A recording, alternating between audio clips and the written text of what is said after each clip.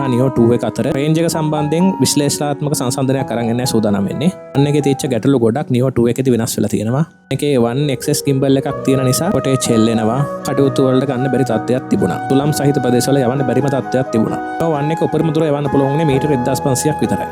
දුර සරහන් වුණේ මීටර් 1569ක් විතරයි. දත්තවල ඇකියුරේට් එක සුළගේ වේගයත් එක්ක වෙනස් වෙන්න පුළුවන්.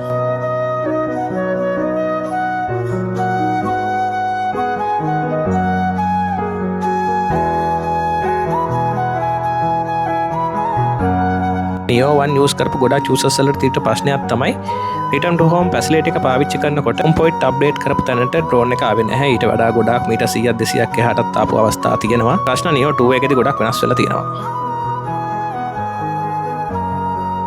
එකට සාපේක්ෂව නියෝ 2 එකේ ගොඩක් දේවල් වෙනස් වෙලා තියෙනවා. 2 එකේදී අපිට wine level 5 හම්බෙලා තියෙනවා. නියෝ 1 එකට සාපේක්ෂව නියෝ 2 එකේ බය නැතුව fly කරන්න පුළුවන්.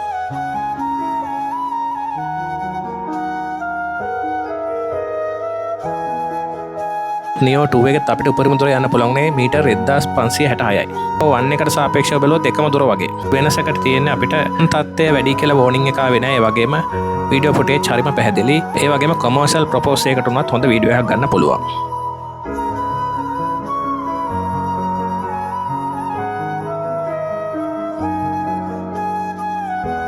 ඒ වගේම අපිට මේකදී නියෝ 1 එකත් එක්ක බලද්දි ඒකේ ගැටලුවක් වෙලා තියෙච්ච GPS වල ඇකියුරේට් එක නැති එක දැන් මේකදී විසඳලා තියෙනවා. ගොඩක් වෙලාවට GPS ඇකියුරේට් එක හොඳයි, අවුපතෙන්ටම එනවා. හෝම් පොයින්ට් අප්ඩේට් කරාම එතෙන්ටම ඔයාලට RTS පාසුකම ලැබෙනවා.